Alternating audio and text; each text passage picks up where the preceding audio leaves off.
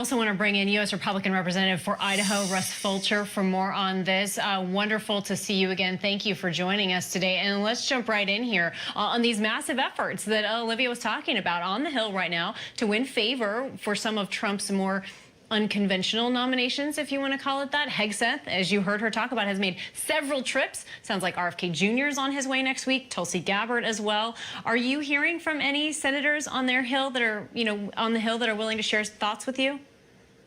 They are, and there's a lot of interaction both between the House and the Senate right now. Mr. Hegseth came and met with a number of us on the House Republican side as well. So we've had a lot of that interaction. And of course, part of the effort is to have us try to approach our Senate colleagues, and if we're in favor, to try to do what we can to encourage those picks. But Kane, I think the thing to know here is that things are about to change in Washington, D.C.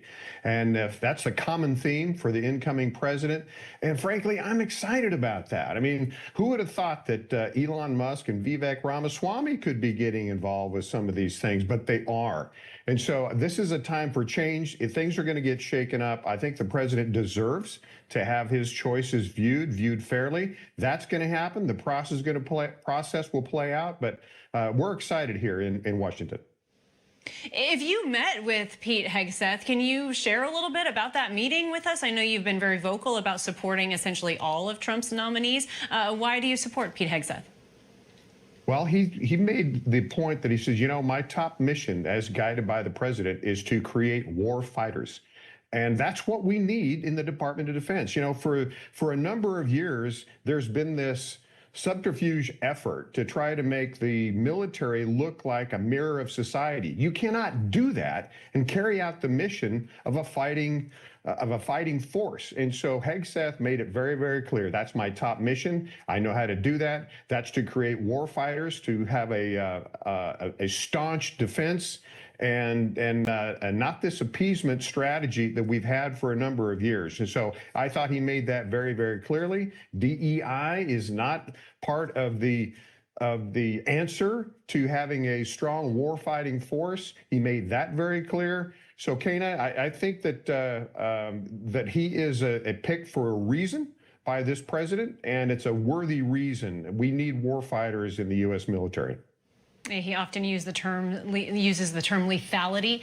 Let's talk about Speaker Johnson saying he wants to meet with Trump on Saturday to discuss the congressional legislative agenda. He talked about the border and the economy as top priorities. I know you've been asked about potentially moving troops from Idaho to the southern border. Do you support Trump's agenda at the border, and do you think that Idaho will assist in his efforts?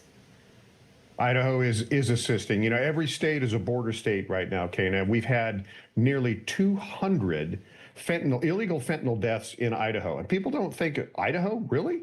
Yes, and that's just that we know of. And so every state is a border state. Idaho has sent some troopers down there to help in this effort. And if we were here 50 years from now, reflecting back on the policies of the last 4 years, I think we would reflect back and say an open border is probably the worst policy that we've had, because we do not know who's in this country, and we are not doing our #1 objective, which is protecting the people of America. So every state is a border state. And Idaho has justified sending some help to the border, and I think that should be our #1 priority, is securing that moving forward. Among some of the Trump administration nominees that we haven't heard a lot about, right, are Lee Zeldin, tapped to lead the EPA, and oil and gas industry executive Frank Wright as energy secretary. I'm curious, have you had any interactions with them in the past? Do you anticipate working with them, as I know you try to promote geothermal energy in Idaho? Well, Lee in particular, we served together, of course, when he was in the U.S. Congress, so got to know him very, very well. I think he would be a fabulous addition to the EPA. And states like Idaho, with so much federal land, are going to be very subject to that. So very good working relationship. He is a competent, smart guy, and I think he's a great pick for that. And there's others. I think Ratcliffe for CIA, he's got a lot of trust in Congress. He's a former member, and he's gained a lot of trust. The list goes on, but as we go through these picks and the process plays out, just know that there is change coming, and there's change that needs to happen. Change coming and change that needs to happen. All right. It's such a pleasure to speak with you, Congressman Russ Fulcher, and might I say, go Boise State. Go Boise State. That's right. Thank you, Kana. Of course, glad to have you.